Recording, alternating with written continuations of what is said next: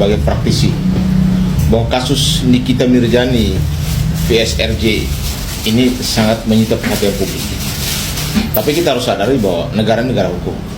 Kita harus menghormati yang namanya penegakan hukum di Republik ini. Jadi penegakan hukum itu tidak melihat kau public figure, mau kau orang kaya, mau pejabat atau orang petani, semuanya equality before the law. Semua orang bersamaan kedudukan di mata hukum. Kita lihat bahwa banyak sekali narasi-narasi yang muncul di masyarakat seolah-olah kasus Nikita Mirzani dipaksakan. Saya pastikan bahwa perkara Nikita Mirzani itu ada di Polda Metro Jaya karena laporan seseorang bernama RG melaporkan terkait tindak pidana. Ada dugaan tindak pidana pemerasan, tindak pidana pencucian uang TPPU, dan pengancaman. Dari sejak awal saya sudah menyatakan bahwa kasus Nikita Mirzani ini harusnya bisa melakukan beberapa tahap untuk menyelesaikannya. Salah satunya adalah melalui tahap restorasi justice. Yang kedua, karena panggilan itu Nikita Mirzani, saya sudah bilang dari awal bahwa ketika ada panggilan datang, ya jangan sampai panggil itu sampai 3 kali. Karena kalau sampai 3 kali, penyidik melihat bahwa ini bisa menghambat proses hukum. Sebagai warga negara yang baik, datang ketika ada panggilan, langsung membuat surat namanya permohonan tidak ditahan. Kalau terpaksa ditahan, buatkan permohonan penangguhan penahanan dengan jaminan keluarga dan bikin komitmen tidak melarikan diri, tidak mengulangi perbuatan, tidak menghilangkan barang bukti atau mempengaruhi saksi, sehingga meyakinkan penyidik bahwa saya ini dijamin oleh keluarga, saya ini orang yang bekerja, saya ini punya alamat rumah di Jakarta. Karena itu pertimbangan-pertimbangan seseorang tidak ditahan. Dan saya sudah sampaikan juga bahwa harusnya ketika seseorang jadi tersangka, dia punya hak. Ada putusan Mahkamah Konstitusi bahwa dia punya hak bisa melakukan upaya namanya pra-peradilan. Uji dulu status tersangkanya, apakah sah atau tidak, supaya ada kepastian hukum. Karena narasi di bawah seolah-olah ini dipaksakan. Saya yakin sekali Polda Metro Jaya melakukan pekerjaannya secara profesional. Artinya hampir kurang 90 hari Nikita Mirzani ditahan dan bolak-balik begas P19 oleh kejaksaan. Artinya sangat kehati-hatian dan ketelitian.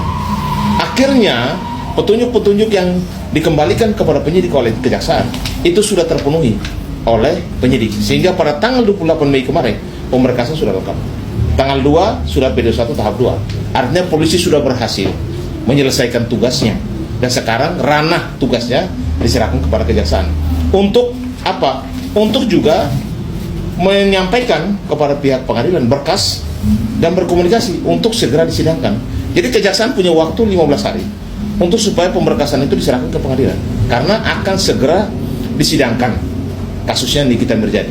Dan teman-teman harus sadari bahwa disinilah saatnya peran penegak hukum, terutama PH.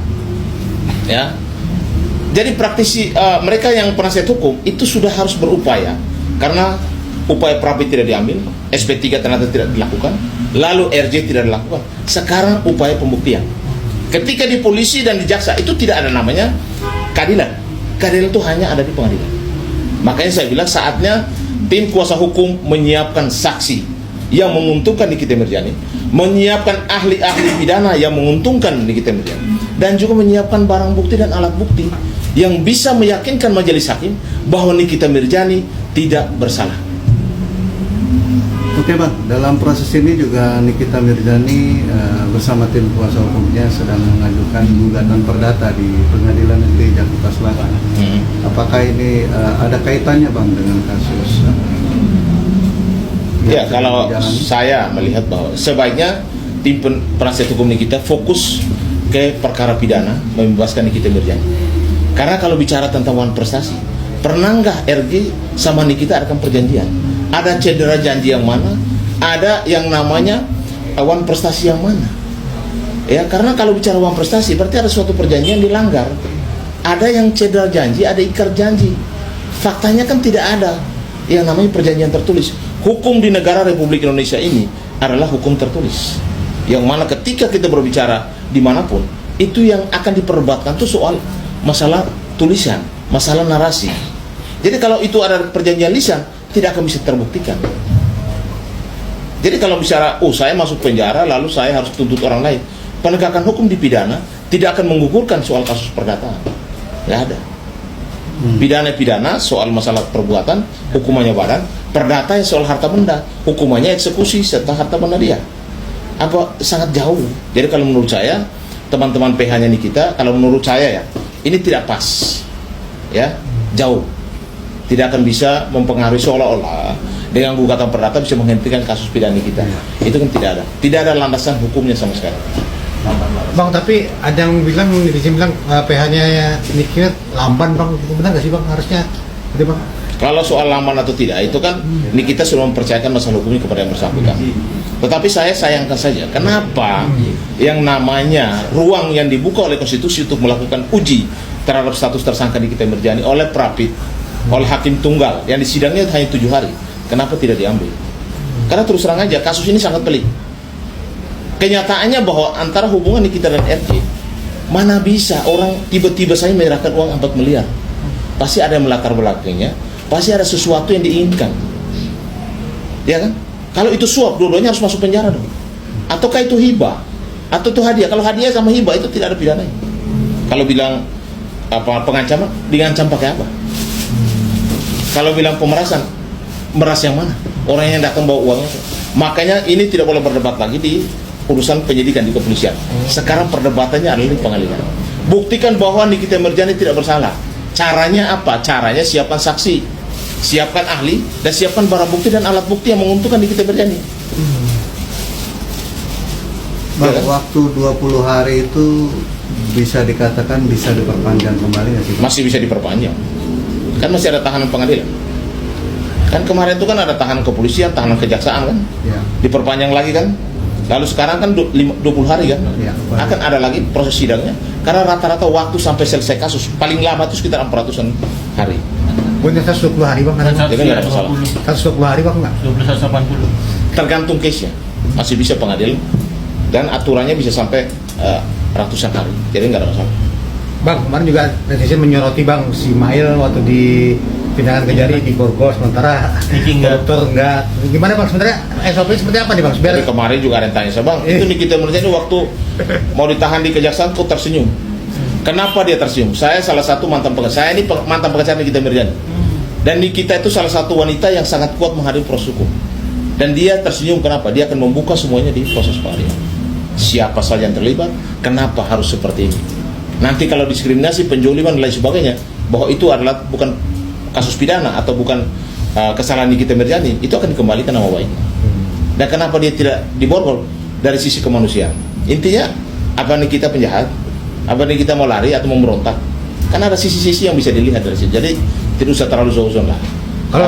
kalau si Mail di Borgol emang Ya, kalau si Mail diborgol kan mungkin dari penyidik saja.